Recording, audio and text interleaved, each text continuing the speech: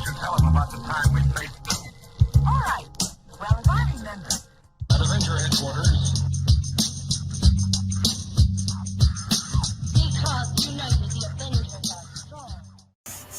Welcome to the Marvel D&T Evolution podcast with myself, Jarian Gibson. And I'm Alex Stroh. And sorry about the technical difficulties there, but we're going to try this again. So we're going to start over. Looks like, I'm traveling, Alex has storms, so technical difficulties happen. Hopefully we can get through them without any more. But we are here to discuss the news of the week. We will have Andy back on Sunday for our special one-year anniversary special with some guests and some videos as well. But let's go ahead and get right into it. Round two here. Let's start back over with Wakanda Forever news. So there's a blurry image out there that shows Namor, and it appears that he has his winged feet in the image. And so I know before you were talking about the gliding piece, so do you want to go ahead and expand on that, Alex, again? Yeah, I know you've probably seen me be like, oh, I want him to have those little wings, because I always thought that they were kind of I don't know, ridiculous, but at the same time, Marvel does this really cool thing where they take ridiculous things from the past and they incorporate them in really cool ways. So he may not actually have wings on his feet, but he might have wing boots or something, you know what I'm saying? So however they end up making that is awesome. But yeah, that was his mutant ability, was he could fly using those. So it didn't really make any sense, to be honest, but it was cool. But yeah, so yeah, I mean, I think it's a very neat idea for them to include that. I'm really glad that they're talking about it, or there's rumors of it at least. So, and it also looks like too they're going to be doing some crossover with Aztec and Mayan culture, as there was some crew gift hidden, or some crew gifts handed out that included a hoodie. And I'm not going to be able to say his name properly, but it's the Aztec Jaguar god, Tepe Yoloto, maybe possibly. Mm-hmm. I don't know if I'm saying that properly, but, it has been speculated for a while that they were going to have some Mayan and Aztec ties, and that's probably going to be what sunk down into the ocean to make the Atlantean people. And given the casting of Namor being of Mexican descent, that does make a lot of sense. Mm-hmm. A lot of God-related stuff going on right now in the MCU, with Love and Thunder, with Moon Knight, with Wakanda Forever. So it's very interesting that they came out with all this content around the same time too. So maybe it all plays into each other. Yeah, that's a very good point. And it also talks about even the culture and designs will be based off of the Aztec and Mayan culture, as rumors have been going on. The final piece of news and another rumor about Wakanda Forever is that Namor will be the first 616 mutant. He can move tidal waves, control the weather, and pierce through vibranium. And controlling the weather is interesting one, because that is a very prominent X-Men character, Storm, that can do that as well. So I almost wonder if Namor will possibly be an ancestor to Storm, maybe? Maybe some crossover tie here between Wakanda, and he starts off as foe but comes to be a friend in the end, and maybe he has a Wakandan spouse, and that's how Storm comes about, Maybe he's got a little bit of Atlantean magic he uses, you know? Maybe that's how he does it, I don't know. Namor's such an interesting character, because they kind of can go either way here. They can end up making him a really bad guy, or end up being a good guy in the end. You know what I'm saying? He kind of floats everywhere. So but he's also kind of a dick too in the comics. Politely saying that, and I kind of hope they keep that attitude chip on his shoulder. But we'll see how that goes. I mean, if somebody threatens Atlantis, he's going to be quite upset. Yeah. So if that's where this goes, but it's very strange to me, because Wakanda is a landlocked country, is it not? So yeah, it is. So it's really weird how they would get into a squabble with Atlantis, unless Atlantis came from underneath or something, Yeah, it would have to be underneath, because of Okoye's comments during in game about tremors underneath the plates under Wakanda. So I wonder if there is some kind of underwater access to Wakanda. And hopefully, like we were saying before, they close those ends because we had that Stark reference to Namor as well, I believe, also in one of the Iron Man films. So hopefully they do connect more of those dots and those breadcrumbs together, and they don't leave those type of things open. Yeah, I mean, they could very well just say that, that was them, like, basically building tunnels to eventually attack Wakanda or whatever. And yeah. And that's so deep that only the Atlanteans can get down there, so... Like, what if it's those mines that we saw in the first Black Panther where Killmonger and T'Challa were fighting, where all the vibranium is mined, and that there is some kind of other access or water pathway into those mines? And another thing that I mentioned kind of briefly earlier was we have a giant celestial sitting in the middle of the ocean in the MCU right now that a lot of people aren't, like, mentioning, and I'm sure that probably also disrupted Atlantis quite a bit. Probably the most out of anyone. But that's kind of assuming wherever it was that it emerged at. I mean, it's so massive, it would probably displace anything, so...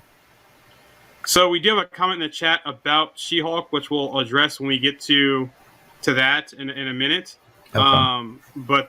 Yeah, so let's go on to the next... Well, actually, we talked about Doom, too, as well. So do you want to give your thoughts again on the Doom connection there, and how this could potentially, be some Doom manipulating things behind the scenes? Yeah, I could just kind of see this being one of those things where it's like Namor basically has a problem with Wakanda. Wakanda ends up, like, kind of having a problem with Namor and Atlantis because of some behind-the-scenes actions of Doom, like whispering in people's ears, like, oh, this is what you need to do. Like, this is how I would handle it, And you'll see maybe Doom not in his actual, like, Doom outfit, but you'll probably see him, like, more in, like, a suit and tie kind of type deal.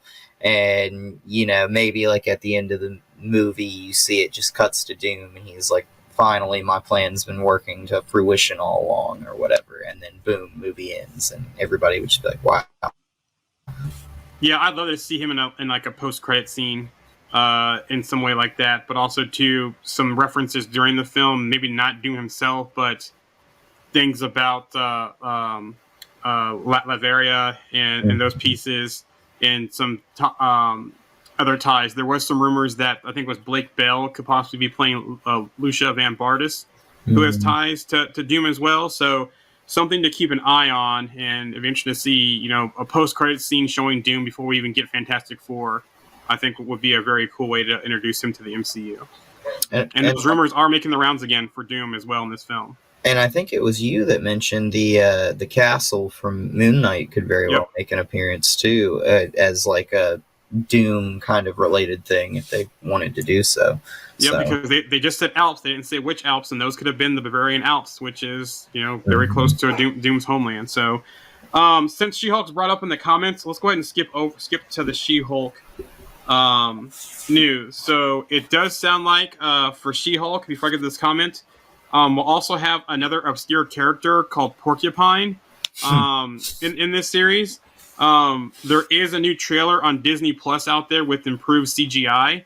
The rating for She-Hulk will be TV 14 rated. And the other piece here, I'll get to this. I think this is Zadarius' comment here about what do you guys think about the CGI about She-Hulk? Do you think she looks a little like Fiona from Shrek?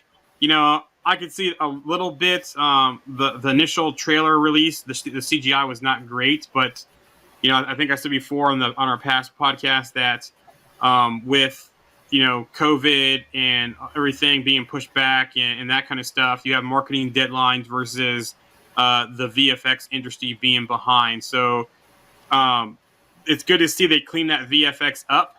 But there's a couple times when she does smile that it does kind of give you some of those vibes, those Shrek vibes a little bit. But I'm looking forward to seeing what the final product looks like. What are your thoughts on it? I really hope that the fact that it was like 10 episodes wasn't an issue for them for doing the CGI for this, because this is a character that will be mostly CGI, like through a large part of the show. So, like that's kind of a big weight to carry there. But what's funny is like the CGI, it kind of bothered me, but then like I think what really reeled me back in was like that Frogman costume. That Frogman costume was awesome.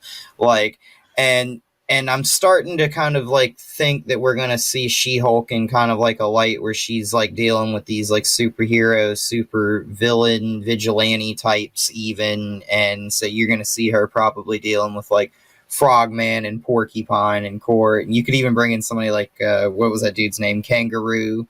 Like just all these ridiculous ones. And I don't know. Like I think they'll fix the CGI.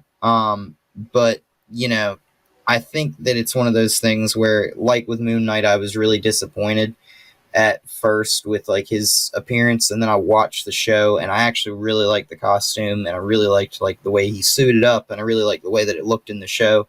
So I really think it'll be better. I really hope it'll be better.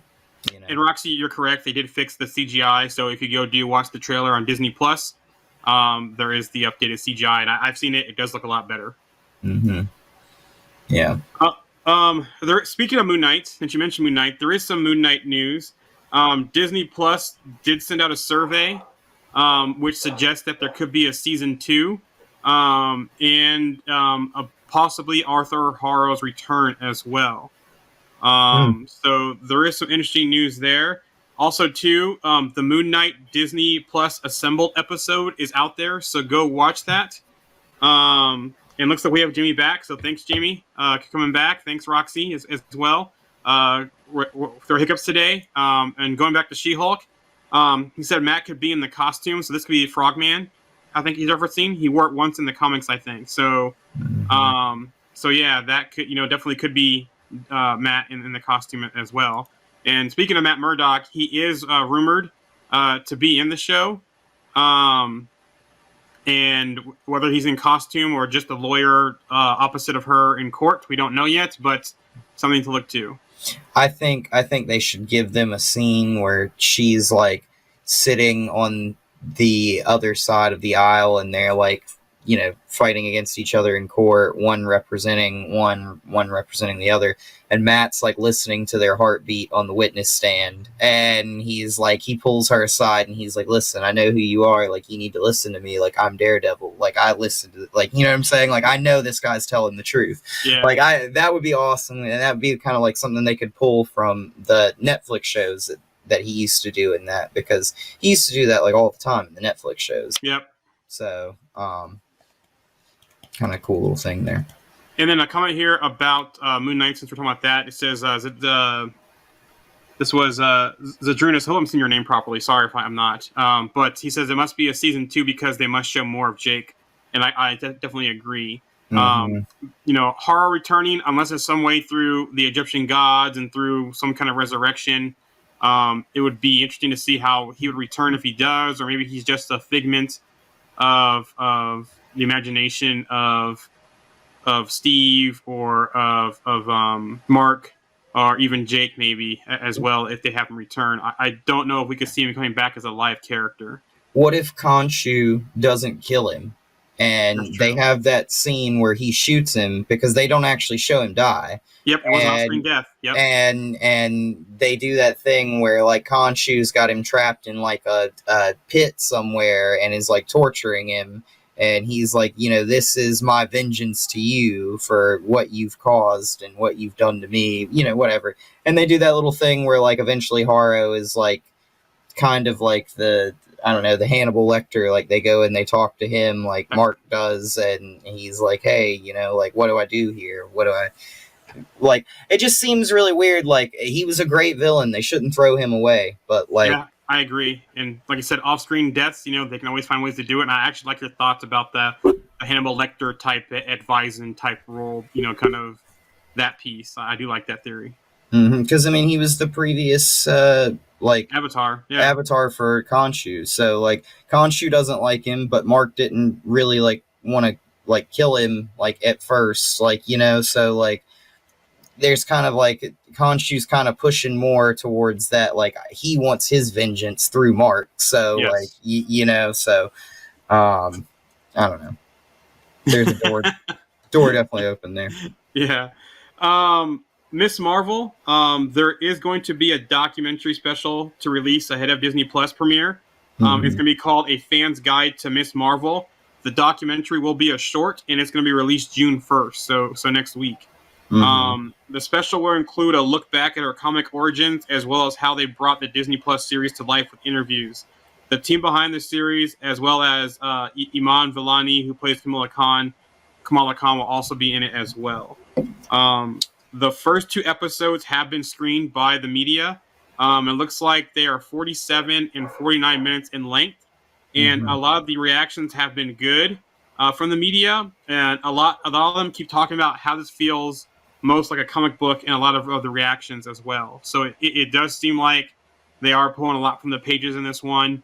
Also, a journey of her becoming, she's a she's a fangirl of the Avengers, of Captain Marvel. I hope when she does put that bracelet on, that we see in the trailers that she does have that dream like she had when she was in Terra Genesis, where she has that mission with Captain Marvel in the classic costume, and then also with Captain America and Iron Man as well. So I'm looking forward to it. I believe I'm going to be watching this show with my daughter as well, who I'm trying to still get her into the comics and stuff, and some of these projects. So I'm really looking forward to it. I read somebody's review, and they were talking about, like, as like a Marvel fan, them seeing the first 2 episodes, they totally saw this as like a show that their daughter would love and would totally like get into Marvel because of the show. And they were like, like, this will be a show that I watch with my daughter, and although it may not be my favorite, it's going to be my way of getting my daughter into Marvel. So like, I love it. So so, and I think that's why it's kind of got the kind of like real comic booky feel with the speech bubbles and like the, in the trailer, the graphics, and the graphics and stuff. So I don't know. I think it's kind of like a great intro show is kind of how they're kind of pushing it, and it's funny because it's also like her introduction to the MCU too. Yep. So I don't know. And she will be back also in the Marvels as well. So we also do we'll set up a cosmic route, her cosmic powers. So it's pretty much going to be her origin story and intro to the MCU. And I'm looking whether watching it with my daughter or not, I'm still looking forward to it. So yeah, and I'm really curious to see. I think that there's no coincidence that they introduce Black Bolt and Multiverse of Madness right before they come out with this show. So like I'm like, oh come on, like Inhumans, but no, I really do think that they should maybe use this to kind of crack the door open a little bit on some Inhumans kind of history, and at least tell us what their history is in the MCU a little bit, like. Yeah, I mean, at the least at the end of this show, I would hope we would see, because I just want to see the Lockjaw, honestly, for right now. But, they don't have to show Lockjaw. They can have a post-credit scene of just a portal opening up and her going through it. And that's it, teasing Lockjaw and the Inhumans. And since you mentioned Inhumans, and since we're out of the spoiler ban for Multiverse of Madness, we do know that the proper Black Bolt was shown in Multiverse of Madness on the Illuminati. And I think that could be the way to start building back Inhumans in the MCU. I posted a theory about how they could introduce Inhumans and kind of tying them to Eternals, because if you think about it, Inhumans have been there throughout history as well. Humans pretty much, evolved past mankind, and they went and did their own thing on. I'm going blank on this city name. I just posted about this the other day. Attilan. So they kind of went away, went secluded, but what they could do, they could even use Eternals footage and have them watching behind the scenes and even interacting with the Eternals without the Eternals even knowing that they weren't humans. And what could happen is that, the first version of Anti-Land was, I believe, on the North Atlantic Ocean in the comics. What they could do is have the Earth-based one on in the same location where Tiamat had the partial emergence, and Attilan got severely destroyed or disrupted, and that's what brings Inhumans back out in the world today. And they could even have, once we figure out what happened to the Eternals that got taken away, they could even, have some kind of conflict with them, or just have them coming out because of that partial emergence of Tiamat is what disrupted their homeworld. Mm-hmm. Yeah. Didn't they? And I know that this isn't really like related, but didn't they say in the comics that the Kree were responsible for? Yes, Kree experiments. Yeah. So, Yep. I mean, they kind of have that door open. I don't remember if they said like Kree using AOS as an example, because I know that they did Inhumans briefly in AOS, and they kind of used some random Inhumans and stuff in that show too. But yeah, I like the idea of kind of like using them as kind of like something that's kind of been here. They've been alongside humanity, kind of like Eternals, but they just don't live as long as Eternals, like Eternals are basically like they live forever, like basically more or less. But like Inhumans, they do have a lifespan. But yeah, I mean, like they could be secluded away and then come out of hiding. That's kind of what happened at the end of their show, was like, like they kind of like made their presence known to the world at the end of that show. And love it or hate it as much as you may or may not, it was a kind of an interesting way to kind of bring that show to an end, because they were literally sitting on the moon and nobody knew about them. And then now, like, it's like, hey, now there's this whole another race of people from the moon that like all have abilities that like are all different, and so now we have to like take that into account now, like Black Bolt can speak and knock down buildings and stuff like that, so like yeah, I don't know. Yeah, I kind of want to see them. I at least want to see some of them. It'd be interesting how they introduced them, because they were originally introduced through Fantastic Four, which honestly a lot of first introductions, if I remember correctly, were introduced through Fantastic Four. So if they didn't go the Doom route with Fantastic Four, and they didn't go the Quantum Mania route with tying to Hank Pym and that kind of stuff, and the Quantum Realm, like we talked about, they could tie them to Inhumans, and maybe through some kind of accident or battle, they got trapped in that dome that the Inhumans got trapped in by what's it, Magnus the Mad, I think is Black Bolt's brother, who trapped them in that dome when they couldn't get out of. So maybe that's what they do for the story of Fantastic Four, is tie them with Inhumans, and they're trapped in that dome together, and that's how they get out of the dome through, I think Black Bolt made all the humans go underground, I think, and like they're in like their tunnels, like their safe zones, and then he used his voice to break the dome. So I wonder if they could do a storyline around that for Fantastic Four as well. So they could go a lot of routes there between Inhumans and Fantastic Four if they wanted to. Which it's funny, because that show made his brother just like a human. I don't know if his brother was actually just like a human in the comics or not. But no, he wasn't just a human. He was mad. He was very smart, but he was very mad, like a mad scientist type of guy. Okay, yeah, they made him just like a normal guy, like kind of like in the show, almost like he was pretty smart, but he was just like, all of them were like, like basically like aliens almost in a way, and he's just like a normal like person from Earth almost. And like, I don't know, like they could totally do something like that, and I thought he was like a very strange villain to use in that show. I hope they kind of stay away from maybe ever using him again in the future. But he was always going for the throne, though, and he was always trying to, take out Black Bolt from the throne, and he always wanted to lead the Inhumans. So yeah, and Black Bolt is like the one with the like one of the strongest powers of the Inhumans. So of course he's going to be the king. You know what I'm saying? Like it's just going to be that way. Like so. Next piece of news, we do have some Madam Web plot details. The film will be an origin story of clairvoyant Madam Web, whose psychic abilities allow her to see within the spider world. So I wonder if they're going to have any kind of ties to Spider-Man or any other characters. I know they casted Sydney Sweeney, I believe, is the actress, but I can't remember what character she's going to be. But we do know Dakota Johnson is her name, I think, is going to be Madam Web, the main lead of that film. So interesting to see how, as more plot details come out for that film.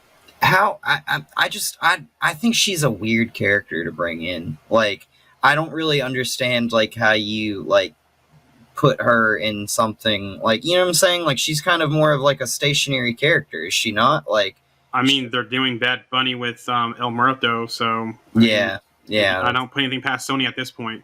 yeah, so I don't know. Like, I know with the recent Morbius movie, some people weren't too happy with those things. So, with some characters and stuff in that movie. So I don't know. Like, it's one of those things for me where I think it's an interesting route. I don't think that would be one of the characters that I would go after, like adapting like right away or even talking about. I mean, there's so many other characters. Like, isn't there a rumor about Black Cat right now too? Yeah, it looks like Black Cat's out there, and also I haven't seen Morbius yet, but I know in one of the trailers they have the paper about the Rhino and Black Cat. So who knows where she's going to pop up at and how they're going to do it? And there's rumors about Spider-Man 4 possibly or other things. So who knows? I think right now with the Spider-Verse, besides Into the Spider-Verse, all the that stuff is kind of a crapshoot right now. Mm-hmm. Yeah, I mean the I guess you would call that animated content for the Into the Spider-Verse. Those movies will be fantastic. Those movies, the first one was great, and the second one will be fantastic. I love the first one, and like the soundtrack was perfect. Like the animation was perfect. Like everything was just like on point. So Sony just needs to kind of figure out what they're doing with like the story, because I feel like, I don't know, ever since like maybe the first Spider-Man franchise, like I feel like their storytelling's been kind of going downhill. Yeah. Like, so I don't know. Maybe they should stick to this animated and let Marvel do live action. Make some kind of deal. Yeah, honestly. Yeah, like if they did something like that, that would be wild. But then Marvel also, like, it's kind of like that DC Marvel thing about how DC does like really good like animated shows and Marvel does really good live action shows. It's kind of similar in that regard, I suppose. Yeah. Next piece of news: Bryce Dallas Howard on Sue Storm rumors.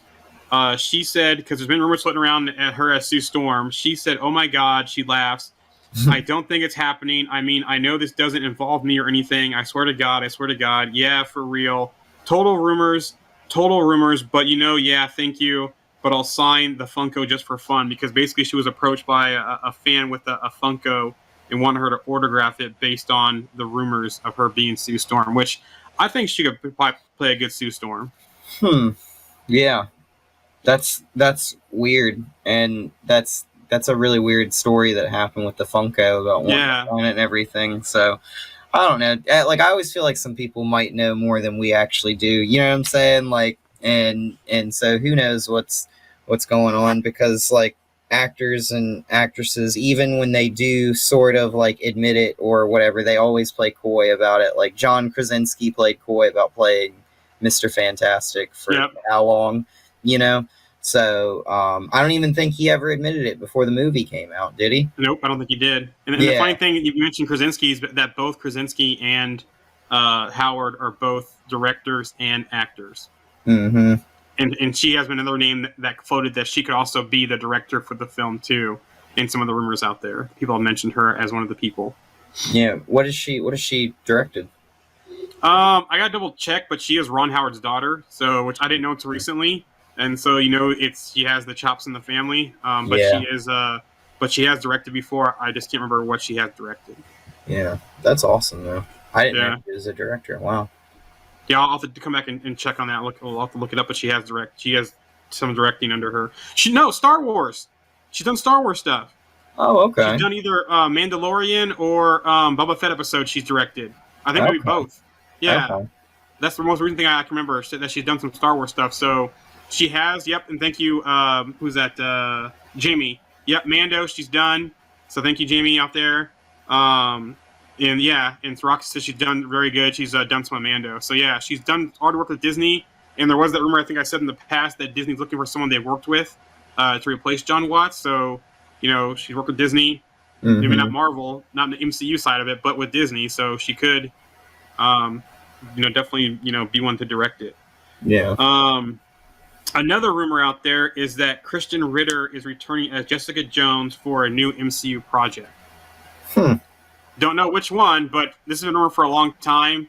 But the rumors are making the rounds again that she's back, and I think the rumors have been everyone's coming back except for Iron Fist. What's his name? Finn Jones and Michael Coulter for Power Man / Luke Cage. So That's I wonder if we could see her get into She-Hulk maybe or in something else. But yeah, that rumor is making its rounds again. I mean, like, she can pop up in so many places, like, let's be honest. And second off, like, I really like Mike Coulter, so that's a shame about him not coming back as Luke Cage. I could really care less about Finn Jones, to be honest. But, but yeah, like, having her back, like, you could have her in She-Hulk. Like, she had her little, like, alias, like, private investigations, like, place. Like, and she was kind of like I hate to say this, but like a loose bounty hunter in a way, like is kind of what she was, you know.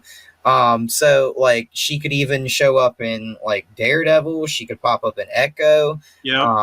Trying to hunt down Maya Lopez. You know what I'm saying? Like, so it really just depends. Like she has many avenues where she can pop up. Like it doesn't have to be a big team up event or anything. She could even get her own show. You know, so they could even do like a Heroes for Hire type series and even bring back some of the characters, Misty Knight and other stuff, and maybe work something out with Michael Coulter. I liked him as well, but I wouldn't mind seeing someone more buff as Luke Cage. But if they could do a whole thing like that also, so. And I think it would be a terrible, terrible thing if we did not get Tennant back as the Purple Man. Like, yes, he played it well. Yeah, like when he would like freak out in that show, like it was like he stole the scene, man. Like he really did. Like he did a great job. The next thing, Multiverse of Madness will be on digital on June 22nd and on Blu-ray on the 26th. Also, speaking of releases, Morbius is now out on digital. I still haven't seen it yet, but I'm also not in a hurry to see it either. Yeah, I haven't actually watched it yet either. I've never been that big of a fan of him, and I kind of watched the comments like we talked about right after it came out, and people were not happy at all. And so I'm kind of a little bit afraid. Like I tried to watch Venom 2 after it came out, and that movie was kind of like a struggle for me to watch, Yeah, Venom 2 was kind of a mess, but for me, at least the banter between Eddie and Venom, is entertaining. So I'm just happy they got rid of that, like, Woody Harrelson's hairstyle that he originally had, like, it just did not, it looked so weird for him, like, in that movie. So, but yeah, I don't know. It is a very strange movie. So. Last rumor, piece of news before we get to the big thing of the week, and the rumor is that there is a Starfox solo project in the works. Not sure if it's a series or a movie, but origin story has been mentioned with this rumor. And Harry Styles, when he signed on for Eternals, signed a 5-movie deal. And so I know Barb will be happy with this because if they're doing any kind of origin story of Starfox, you have to include Thanos. So yeah, and the funny thing about that too is like it kind of presents us with like not only will we get like a Thanos backstory, but we might get a multi-project Thanos backstory. I don't think Rocky's a fan of a Star Fox series or more Thanos. If she wants to expand on that, let me put in the comments. But yeah, I mean, like he popped up at the end of Eternals, and he had one of those things, those little orbs, like they did. So, like obviously he's got some history, but it seems like he's just been kind of just like cruising around the galaxy and just kind of like getting in fights with people and getting drunk and stuff like that, and partying. So, so it'll be interesting to see how he differs from Thanos. They seem to be polar opposites almost. Oh, here we go. This is why she cannot stand Harry Styles. Yeah, but we'll see. There's some people that cast that I can't stand, but they've done well in Marvel roles, so I'll see what happens with that. And so, yeah, hopefully we have a Titan backstory. Maybe we'll find out that not all Eternals are synthetics, or some different history around that. So I'm just interested to see more of that history, and maybe instead of a solo project, it ties into Eternals 2. I wouldn't mind seeing a sequel to that, and some more things of how those things shape out, and what happens with other Celestials, and maybe this brings in the introduction of Galactus through another way, and maybe he's a rogue Celestial, maybe. So who knows? I don't know why Arishem would do this with World Forge, but I mean, they could all very well say that all the Eternals were inspired by people like, and basically be like, these are the refined versions. Like, we basically made mechanical versions of the original versions that There you go. You know what I'm saying? Like, Yeah. So like, you are like, basically they would all be like AIs, basically, like, kind of like the Tony Stark AI. Like, it's like a copy of him, but it's not him. You know what I'm saying? Like, so life model decoy would almost be, I guess, like a similar way to kind of compare it to. Like, so like Starfox and Thanos, and then their dad, I'm going blank on the name. They were actually originals, but then after that generation, they started doing synthetics, possibly to kind of improve on the Eternals race. Was their father's name Alars? Yes, thank you. Yeah. Yes. Yeah. So maybe like Alars and Thanos and Starfox and all those were actually not synthetics, and after their generation, they started doing that because with Titan dying off and all this kind of stuff, they were trying to continue to do what they wanted to do, and Eternal saw it away as in to improve on that race. Or maybe they came across not Eternals, Celestials came across them as Titan was dying off, and that's how they kept the race going, was through Celestials. I mean, I would like to think that maybe like the Celestials did that thing where they talked about how deviants like evolved and changed and then kind of became corrupted, not exactly what they wanted. Maybe there was like a first gen version of Eternals that was like that too, and then they said, yeah, and then they were like, okay, like these people are, too big for their shorts in essence. Like, we need to create like something that we can control, which is like robots. And then that's when the World Forge came in. But okay, let's get to the big news of the week, and we did get our second Thor Love and Thunder trailer. We did get our first look at Gore, which we'll get to in a second. There is a synopsis out that I'm going to read here. The God of Thunder's latest adventure, including a trek to Olympus where Zeus reigns supreme. The Phil finds Thor on a journey unlike anything he's faced, a search for self-discovery, but his retirement is interrupted by a galactic killer known as Gore the God Butcher, who sinks the extinction of the gods. To combat the threat, Thor enlists help of King Valkyrie, Korg, and ex-girlfriend Jane Foster, who, to Thor's surprise, inexplicably wields his magical hammer Mjolnir as the mighty Thor. Together, they embark upon a harrowing cosmic adventure to uncover the mystery of the God Butcher's vengeance and stop him before it's too late. So, there's a synopsis for the movie. So, let's get to the big discussion of it. Gore. We didn't see Gore in the first trailer, but we see him in the second trailer. And I'm not 100% sure if he's 100% finished from what we've seen. There was some set photos where he actually had the black hood on. So I think there's going to be more to be seen of Gore.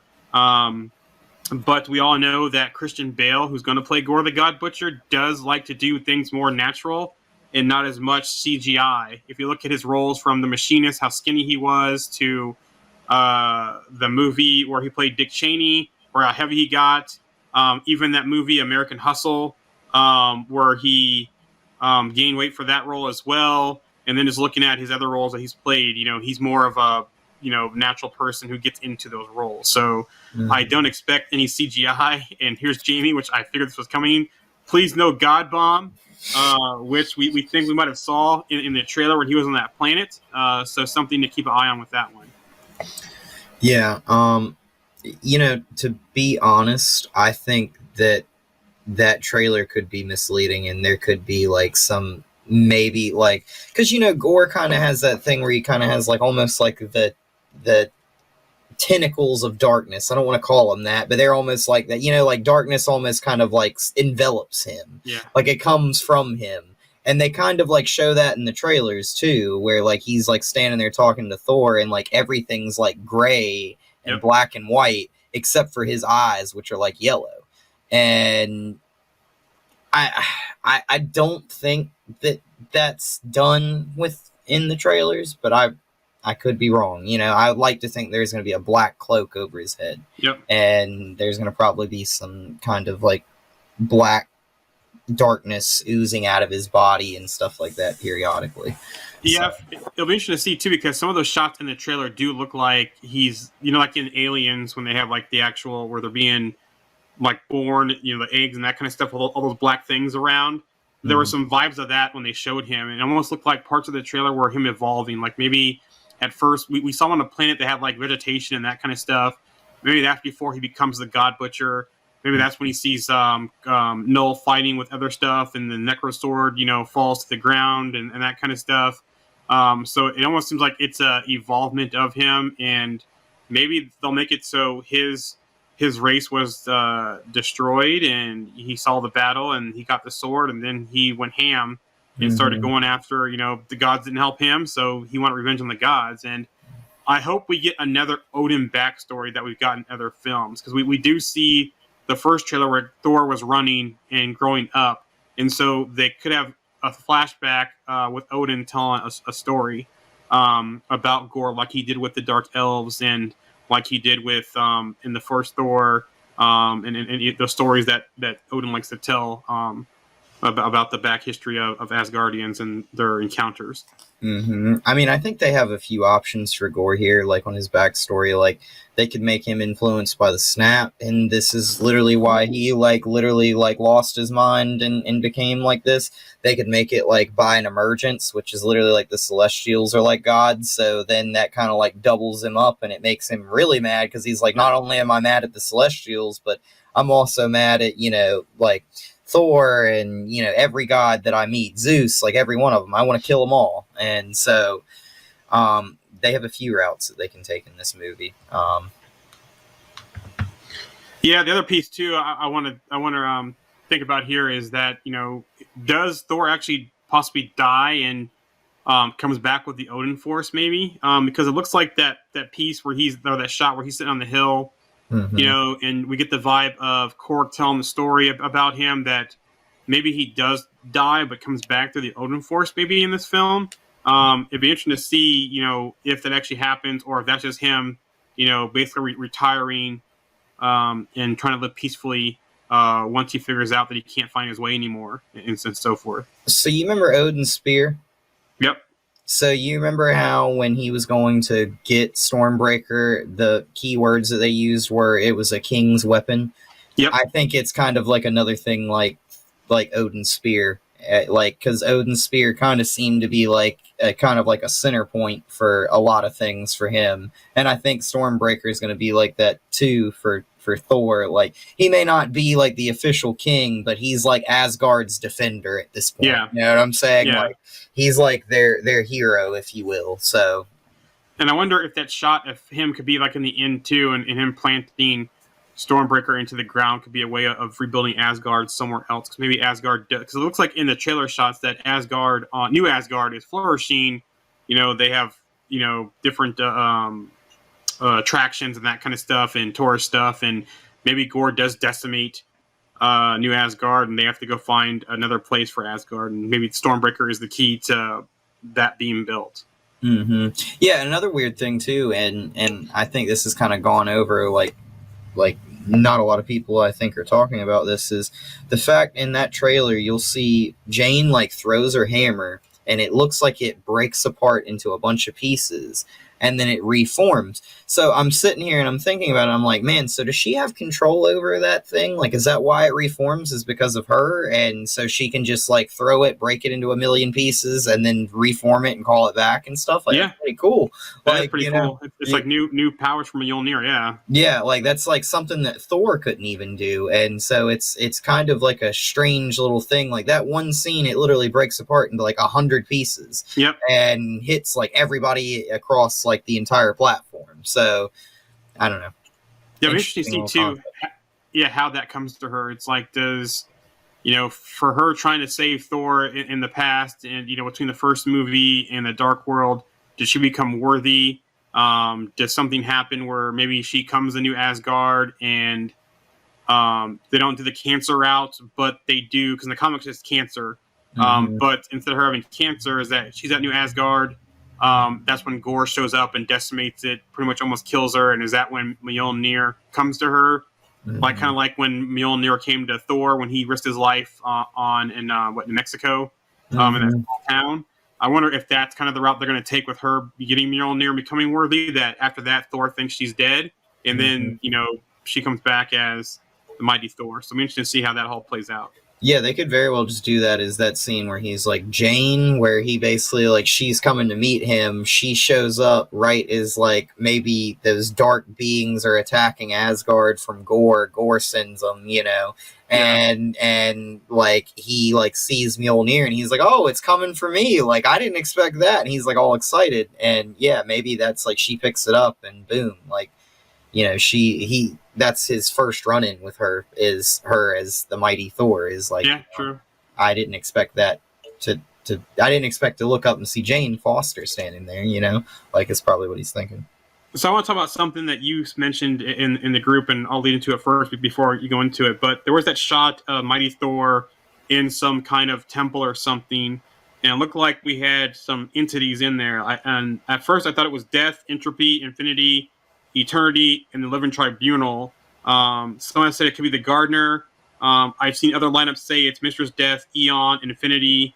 Um, The and then Watcher. the Watcher and the Living Tribunal as well. You had a pretty good theory about in the group, so I'll let you go into that one. Oh yeah, so I think that these could be kind of like the gods to the gods. These could be like the ones who sit above in shadow. I always mess up that name, so I'm sorry if I didn't say it exactly right. But I think it's like those who sit above in shadow. But they're basically like kind of like these like all powerful beings that sit above everything, and they kind of just like watch, and that's what I think that they're maybe doing there, and that it kind of seems like that's almost like a temple for them. Yeah, Like they're like embodiments of things.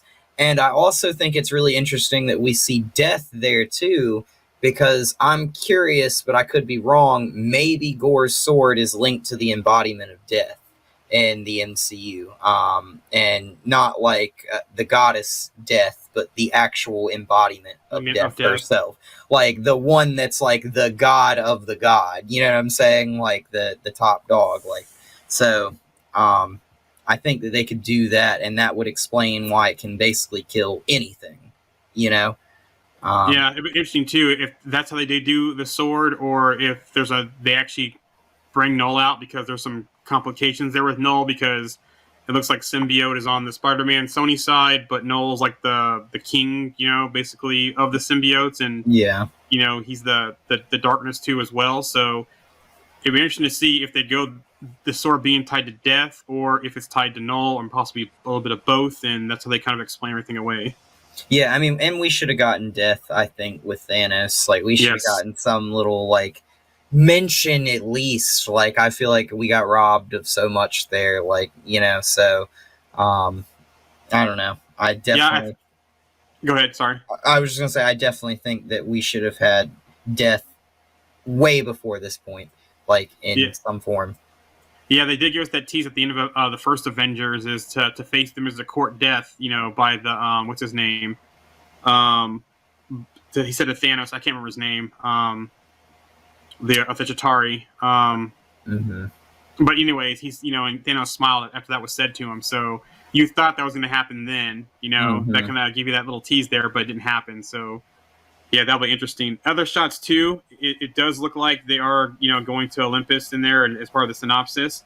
But there is a shot where Valkyrie is fighting Gore with Zeus's Thunderbolt. So does Gore actually decimate Olympus, and somehow she gets the Thunderbolt, or it looks like there's some kind of council of the gods there, because you see Mighty Thor sitting there next to Valkyrie, where Thor is stripped pretty much, but you see on his back though Loki's helmet. And rumors it says that it says "Rip Loki" on his back, possibly with that tattoo. But Mm-hmm. in that whole trek there, I wonder how she gets the thunderbolts. But you're also seeing too that Loki is still mourning the loss of Loki. Yeah. I think that and I've seen this theory online, so I can't really like take any credit for this, but I've seen people talk about that they think that that's like that planet where all the gods meet in the comics. Mhm. And that's like where all the gods are coming to like convene and talk about things, and Gore comes and like destroys that place. Buffet And time. yeah, and just like it's like he just wipes it all out. So like maybe like everybody's like wiped out, and then Valkyrie picks up Zeus's lightning bolt. You know, that's the only thing I can think of. But yeah, it's really interesting what they're gonna do with Zeus. I'm not really a big fan of how he looks in the MCU, to be honest. Like I kind of was underwhelmed by that. You know. Yeah. But they made him kind of like an older guy, kind of like they did with Odin, which is kind of understandable because he's kind of like the old father of their mythology, you know. So, And again, I wonder if Odin has any crossings with Zeus, and there's any kind of again flashbacks of Odin as well. yeah, I mean, he tried to conquer the 9 realms with Yep. with Hela, so like maybe they had some intervention, and that was thousands of years ago. And Zeus seems to be quite old in this movie, so. And maybe that's why Odin stopped, and maybe that's why he imprisoned Hela. And maybe that's why they take Thor into custody. It looks like in the beginning of that trailer, you know, like, and it looks like Valkyrie and Jane and Korg are like wearing those robes with the like hoods. Maybe they're hiding out. Maybe it's like that thing Thor did where, oh, you know, you can't see me. Yeah, you can't see me when I got a hood, you know, like. So yeah. So I also wondered too, because with Hela being the goddess of death, you know, was she also tied to death as well? That's in that temple where we see death also. And remember her swords too, in What If was the Necro sword. So I wonder if we get any more history there also. Yeah, and that's where I kind of was like thinking that it would be really interesting if this is like where the gods draw like their powers from, or like these beings, you know what I'm saying? Yeah. So like, yeah, like we've seen like pretty powerful things, but what if like Hela was so strong because she got her power from the embodiment of death, you know? Like that would be pretty crazy. And I believe too that we're going to get another play again too, because I think Melissa McCarthy is playing Hela in that play type style also. Really? I thought there were some shots of Melissa, unless I'm remembering wrong, of Melissa McCarthy playing dressed up as Hela, and they're bringing back Matt Damon for Loki and that kind of stuff too. I think there's another play scene going on. Maybe we'll see it on New Asgard as part of a tourist attraction, maybe. And one of the Hemsworths is he plays Thor, right? Yep. In the play. He plays his brother in the play. That's so funny. Yeah, so I'm looking forward to it. We're just over a month away, you know, because we're at pretty much at the end of May now, and this movie's going to be was it July 7th, I think? Yeah, I think that sounds right. Yeah, I think that's right. But I know it's early July, so it looks like we're going to have Ms.Marvel soon. We're going to have Thor: Love and Thunder. Hopefully, everyone who's watching the stream and in the group that's a Star Wars fan has caught the first 2 episodes of Obi-Wan Kenobi. That came out today. And so, yeah, I haven't watched it yet. That's probably something I'll probably watch tonight or sometime this weekend, but I got to make that video for Sunday first. Is there any news on the What If thing? Nope, no news. We know that's still rumored to be this year, but no news on the date or when. But like I said, I think I said last week when we discussed this, that it looks like for starting next month that we're going to have some kind of Marvel Disney Plus series or a Marvel movie every month for the rest of the year. We won't be any kind of downtime. Okay. But so it'll be interesting where they do fit in What If. And the only thing I know right now about What If is that we're going to get the Tony on Sakaar episode that we kind of got teased in the first season that got pushed back because of COVID. And that also too that they're going to pull more from Phase 4, so we could see Shang-Chi in there. We could see, what if, maybe I know there was some stuff about Black Widow's movie as well, so maybe we get something with Red Guardian, or even like what if the Avengers were what was that group called again with Red Guardian and, Winter Guard. Yeah, Winter Guard. What if Winter Guard became were the Avengers instead type episode. But yeah, they're really going to get on Phase 4 type of stuff. So that's what we're probably going to see for Season 2 of What If. Speaking of Winter Guard, I totally think that for Armor Wars, they should put Crimson Dynamo as the villain. and that works in so many different ways because there's been like a dozen people that have been Crimson Dynamo literally in the comics, so you can you can make it anybody you want, so and make that like the main villain, and he's kind of like an Iron Man-esque villain, so great for if you bring in Don Cheadle to play War Machine and fight against that. Yeah, I'm looking forward to that one. I'm looking forward to more details too of what they're actually going to do, and I wonder if that's a way back for the Punisher into the MCU as well. Mm-hmm.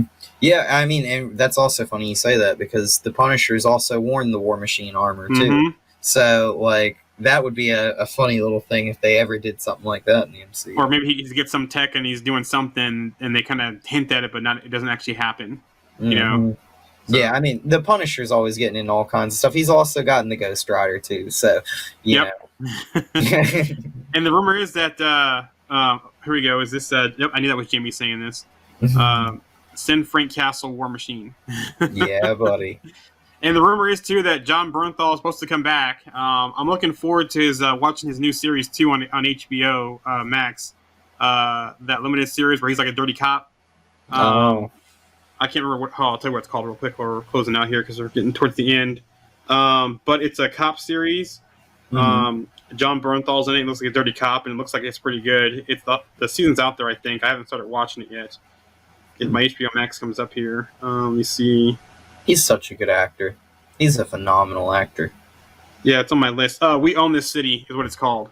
Mm-hmm. So if you have HBO Max and you want to get some more John Bernthal and stuff, go check that out. But before we close out, anything else today, Alex, you want to hit up real quick in the last 2 minutes here? No, I can't really think of anything. I feel like I've talked about pretty much everything that I can think of. It's coming out so far. Yeah, and remember, we'll be back on Sunday for our 1 year anniversary with some special guests and some videos. So make sure to catch us at our usual time on Sunday. Andy will be back with us then. And other than that, I hope everyone has a good Memorial Day weekend for those of you in the U.S. And thank you to all of our vets and service members out there as well. So make sure you have a good weekend. We will talk to you Sunday. Go watch Obi-Wan Kenobi. If you haven't watched it yet. We'll see you Sunday. Bye, guys.